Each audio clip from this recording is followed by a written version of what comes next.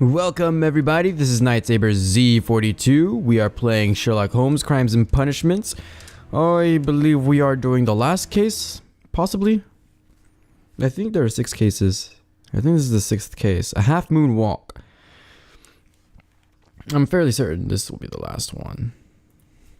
Which is good because I intend to end the series today. The first day of my spring break, which is awesome. Alrighty, let's see what we got. I'm gonna take a drink of my white grape juice. Where are you going, Holmes? Have you been invited somewhere? We have been invited, Watson. We have. Where to? To the Baker Street Irregulars' annual dinner. They sent us an invitation. It is on the table. A dinner? How could those street urchins afford anything like that? I can't understand your interest in them, Holmes. They're dirty. They wouldn't hesitate to steal your wallet. Watson, you should be excited. It is a secret dinner. Its location changes every year. Read the menu. Sounds mouth-watering. All right. We, the secret police of Baker Street, invite you, Sherlock Holmes, and Dr. Watson to our annual dinner. Menu, entree, frozen rat head salad. Is this a joke? Not at all. Pray continue. Main course, sow's udder in Danny Nutcracker's way. Sounds disgusting, Holmes. Hedgehog goulash. Street turnips in homemade juice. And it goes on. Ah, I can hear them on the stairs now. Oh, we can't go there. We can't eat that. Watson, you'll hurt the feelings of those poor children. We have to go. Oh, Mr. Holmes. It is fine, Mrs. Hudson. Mr. Holmes! Wiggins, Dr. Watson is getting ready. He will be delighted to join us. You don't look well, my young man. Is there something wrong? Don't tell me the dinner is cancelled. Mr. Holmes is my brother Leighton. He's in a prison cell. They say he's killed 2 men. You have to help us, Mr. Holmes, because I know he didn't do it. Where is he now? From what I've heard, they took him to the yard, and they gave him a good beating already. You know what they're like. They'll hang him. They won't look any further. Holmes, we have to help him. And forget about the dinner? Wiggins, I'll take the case. You're fantastic, Mr. Holmes. I'll be waiting for you at the crime scene. You'll be there, right? It's on Half Moon Street in Whitechapel. Very well. Whitechapel. Alright, back to Whitechapel. Because that's where the Jack the Ripper case took place. In the town of Whitechapel. Half Moon Street. Oh wait. Let's read what we're supposed to do first. Investigate the crime scene. I guess we're gonna investigate the crime scene first before we interrogate. So let's go to Half Moon Street first.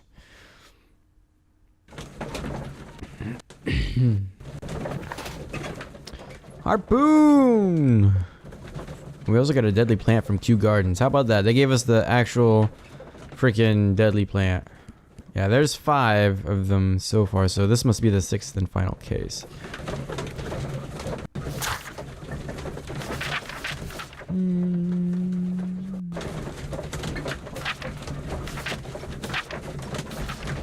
Yeah, look at that.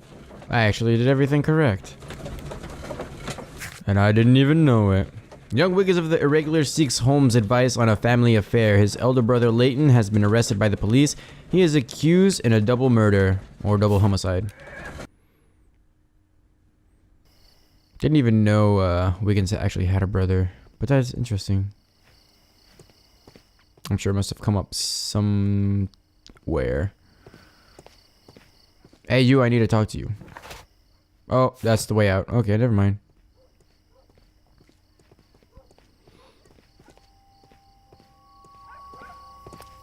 It's getting really dark around here. It's all mysterious. Oh, look, they even left the bodies here for me to examine. Yippee. Oh, I guess the constable's here.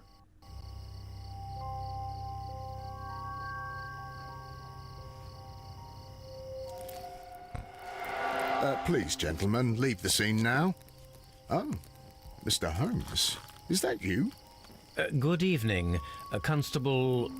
Constable Marrow. I was here with Inspector Aberline during the Ripper case, Mr. Holmes, back in '88. Yep. Then this is nothing like that case. With this one, we've got the murderer, the weapon, and the statements, which speak for themselves. Of course, Marrow. But you know that appearances can sometimes be deceiving. Who were Victims. the victims? The two men here, both shot. The stab fellow was Brian Vercotti, a well-known ruffian. The other, Kenneth Butler, a jeweller by trade. How about the witnesses? Spoke of statements. You have witnesses? Well, I was there, so I gave my own statement. And then there were two other witnesses who said they saw the killer Chapman. Mr. Turner, a gentleman who lives in that flat over there. And Polly Powell, a flower seller, who was over at the far side of the street. Let's hear your testimony. So, Constable Marrow, I should be delighted to hear your testimony. I was standing at the north side of Half Moon Street. That was the side that you came from. But you would have been unable to observe this part of the street, where we are standing now. That is correct. But I saw the two victims slowly enter Half Moon Street, and then shortly after, the fireworks started. A few minutes after that, the fellow Chapman rushed towards me and ran into Half Moon Street. Please continue. I didn't pay attention, but suddenly I heard a woman's cries and police whistles on the other side of Half Moon Street. I rushed over there and I saw the two dead bodies on the ground. When I reached Whitechapel Street, I saw Leighton Chapman. He'd been caught by two police constables.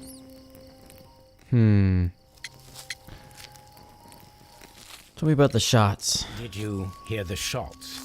I didn't hear any shots. The fireworks were all over the sky. They were so loud I couldn't hear anything else. What? I'm pretty sure that gunshots are louder than fireworks. What were the fireworks in honor of, Constable? Well, today's Queen Victoria's birthday, Mr. Holmes.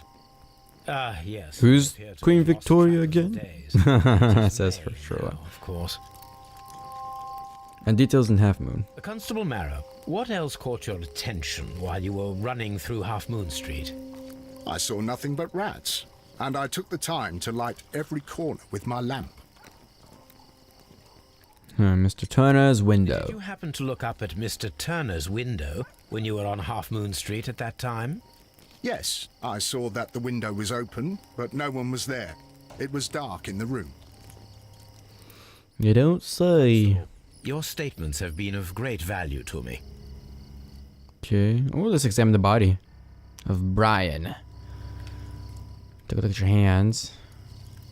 Tattoo. From Westgate Prison. Vercotti must have done some time there. Oh, let's examine his head. Look at that smile. Brian Vercotti suffered greatly. What a terrible way to die. What about this gash upon his stomach? Or there, I guess we're examining his Tried to hand. stop the bleeding with his hand. Death was not instant. Oh yeah, he was shot. The bullet penetrated his stomach. A dreadful wound. Yeah. Because all that acid comes back out. Sucks. Kenneth. Stuck object. Piece of wood. I want it. Piece of wood that has stuck between the cobblestones. Let us take a closer look.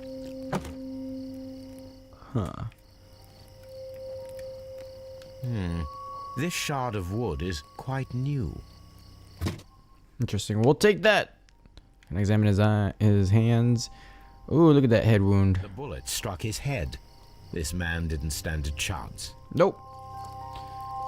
Instant death. Oh, a key. This is an ordinary key. I wonder what kind of door it opens. Well, I guess that's all we can see from him. We need to talk to Mr. Turner. Right. Oh, there he is. I think.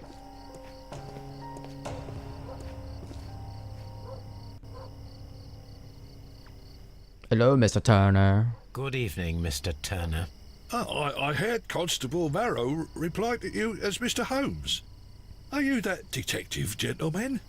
I've heard of you. And well, I know things about this evening. Excellent. Might we hear your story? Yes. After I do a profile of your face and body. Let's see. It increases the forehead, eyeballs. Nothing? Nothing up here? Oh. Metal. The Crimean War. He's a war veteran. How about his pocket? Buttons. Missing buttons. Poor life. And requires support for a weak leg. Let me hear your testimony. Can you tell us everything that you may have seen or heard? I was already in bed when the fireworks started. A few moments after, I clearly heard 2 gunshots from outside. Please continue. I quickly got up and I grabbed the lamp from my nightstand and I rushed towards the window. I looked down and I saw 2 bodies. And there was a man with a gun who was standing nearby. Where exactly? Well, near this body. Did he notice you? I don't think so. He rushed towards Whitechapel Street without looking around. Is there anyone else? Mr. Turner, did you see anyone else in the street? No, I saw no one but that man, the murderer, the fellow they caught. Interesting. And your 2 distinctive shots? Were the 2 shots you heard consecutive? Yes, there was a very short pause between them, and they sounded different somehow. It seemed to me that the second shot was louder than the first. That is an interesting comment. So there were 2 guns. How about after the escape? Mr. Turner, what were your actions after you stepped up to the window? I was afraid that the man with a gun might return, so I stayed close to the window till I saw the policeman coming in the Half Moon from Whitechapel. Then I walked out to tell them everything I saw. Interesting. You have helped us a great deal, Mr. Turner. Okay. Let's go into our deduction screen. Different shots. Actually, sorry. Turner's view in the dark window.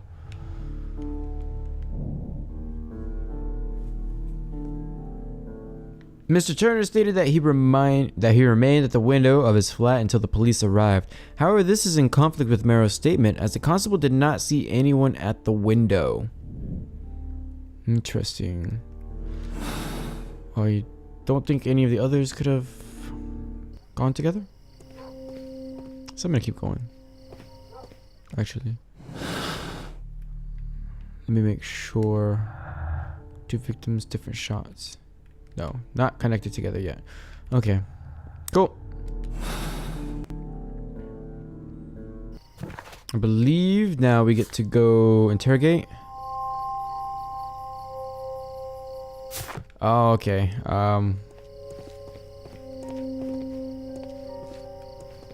Can we go inside? Pretty please. Mr. Turner, you have stated that you remained close by your window after the crime, is that correct? Oh, yes, Mr. Holmes. I stayed at my window until the policeman arrived to examine the dead bodies. Turner's contradiction. That is very interesting, Mr. Turner. Constable Marrow stated that he did not see anyone at the window when he was running through Half Moon Street. Well, I think Constable Marrow and me, we might have been distracted by the whistles and shouts coming from Whitechapel. We could have missed each other somehow. You understand what I mean? It was a bit of a stressful moment, to tell you the truth, sir. Allow me to form my own theories, Mr. Turner. Would you mind showing me the view that you had from your window? Not at all, Mr. Holmes. Please, follow me. The limp. Mr. Turner appears to live very modestly. I'm gonna loot your stuff. Oh, walking stick. Oh, look. Attach the piece of wood. It fits. Perfect match. So, Mr. Turner broke his stick when it became stuck between the cobblestones. He did not mention that he was so near to the victims. That's a weird little lich. The books on this shelf are in a mess.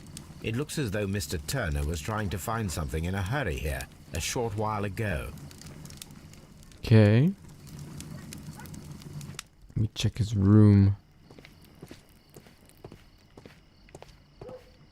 Is it anything? Man, my frames are really insignificant today. I don't know what's up.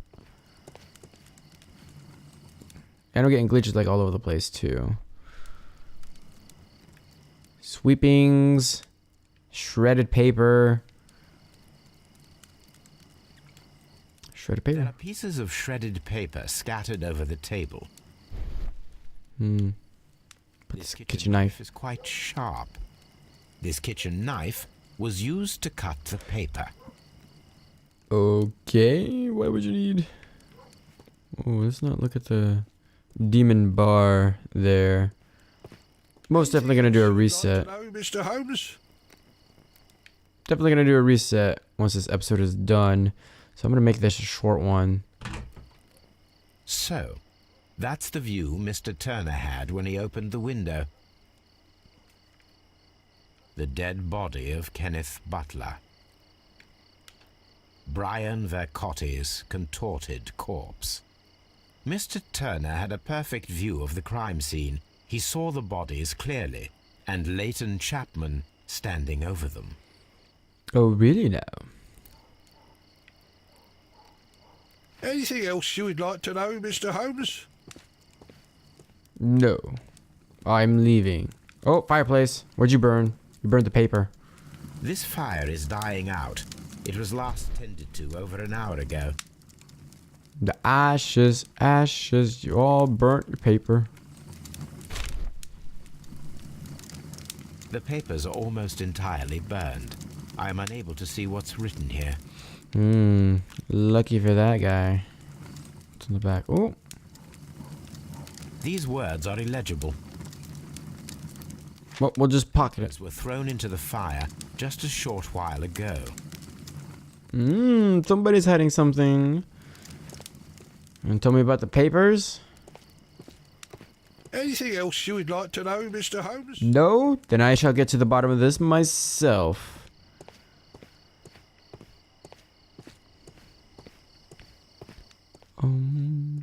Don't think there's anything else. I don't know. Well, let's try talking to the constable and see what's up. It would be my pleasure to assist you with your investigation, Mr. Holmes. Yeah, sure. A fairly long pole with a forked end. A forked end, you say. Okay, so... Oh, still nothing to explain the contradictory.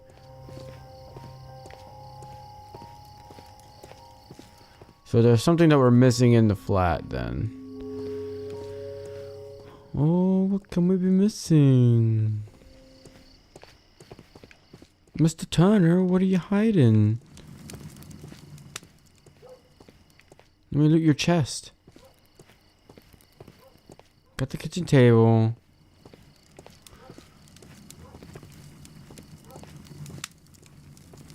Got the fireplace. Got the books on the bookshelf.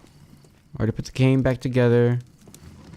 Oh, he's back. Mr. Turner was roused from his bed by the sound of gunshots.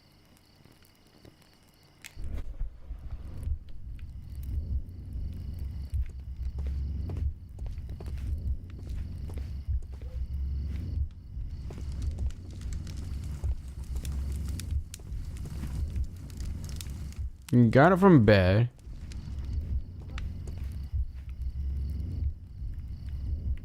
Can I? Okay. He did that. He came over here.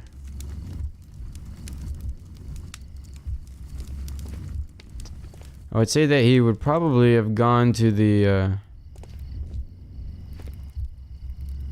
would have gone to the window. Hey, can I see the window, please? Okay, opened up the window. He saw what was out there. He came over here. Or, no, he took the stick. So then he came outside. Threw that into the fire. That's going to be one of the last things. He approached the body. Took something. He came back. No, what did he do next? I think he would have cut the papers,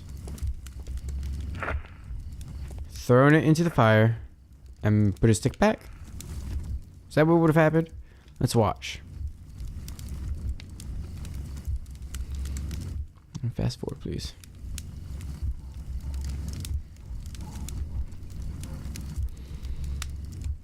Okay, looked at the body. Ba-ba-da-ba-da. Take the cane.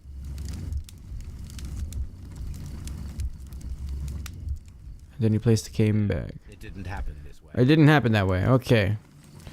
So then the next step is that he placed the cane back in first. He took the stick and whatnot.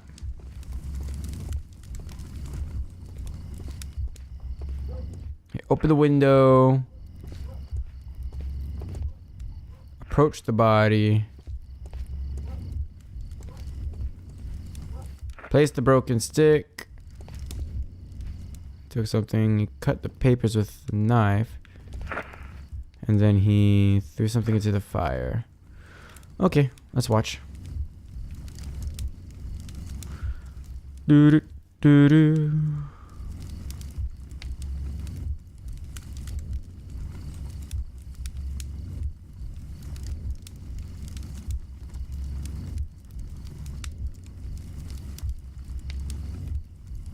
Did it happen this way? Yes, it did. So Mr. Turner used a book to hide an object that he found on Kenneth Butler's body. The question is, what did he find? Was it the piece of paper that he threw? I see books. I see fat prints. I can see prints from greasy fingers upon the cover of this book. Let us take a closer look. No Moby Dicks. Well, Oh, now, what the heck? a find. A precious jewel concealed inside a book. Okay, so he used a knife to cut this out of the... Cut the papers out of the book. I then threw them in the fire. Okay. Bracelet with unique ram's head design.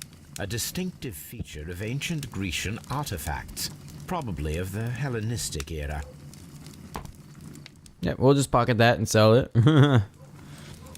No problems with that. Okay, let's talk to him and see what you have to say now. Tell me about it. Tell me about the ram's head. Mr. Turner, how would it be possible for a man of advanced years, such as yourself, to rush from his bed to the window in a matter of seconds, as you have stated? Well, I'm able to move very quickly despite my age. And when the situation requires it, Mr. Holmes. Really? Let's talk about your limp. I highly doubt that, Mr. Turner. I observe that you suffer a severe limp due to your injured right leg. It would have taken at least 10 seconds for you to approach the window. That means you could have easily missed something or someone in Half Moon Street during that time. Boom! You're right, Mr. Holmes. I could have missed something. But it did seem to me that everything happened so quickly. Oh, time can pull tricks on you. Like the time that you just ran out of. Give me the whole truth. Everything else that you told us. Mr. Turner, it is vital that we have your complete and true statement. Mr. Holmes, I do assure you that the other things I said were most sincere. Oh, really? Nope, not that one. Select the correct answer. Mr. Holmes, I do assure you that the other things I said were most sincere. Were they now? Take bracelet. Mr. Turner, you were not sincere with me. Not then, and not now. But Mr. Holmes... This, Mr. Turner, does not look like anything that a poor man might possess. It is worth more than the home that you live in. I can explain. No, merely correct me if I am wrong.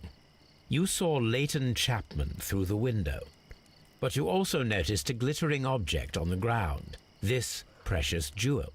You walked down and took the bracelet from the body of Kenneth Butler, and when you heard the whistles, you hurried away. That broke your walking stick. It caught fast between the cobbles. Constable Marrow was unable to see you in the window as you were climbing up the stairs on your way back to your flat. Upon returning home, you hid the precious jewel inside a book. Mr. Holmes, please don't send me to prison. I didn't do anything bad. I'm just a poor man. Oh, you're totally going to prison. When I chanced upon the bracelet, I saw it as an opportunity to make a little money. I was desperate. I only took the bracelet, that's all, I swear. You made a mistake by lying to me. But you are not a criminal. I believe that. Although I must return this bracelet to its rightful owner. In my pocket, where I get to sell it. Haha. Okay, investigate the ancient bracelet and find out how it could have appeared in Half Moon Street. So that's going to be stuff that we get to look in the archives for.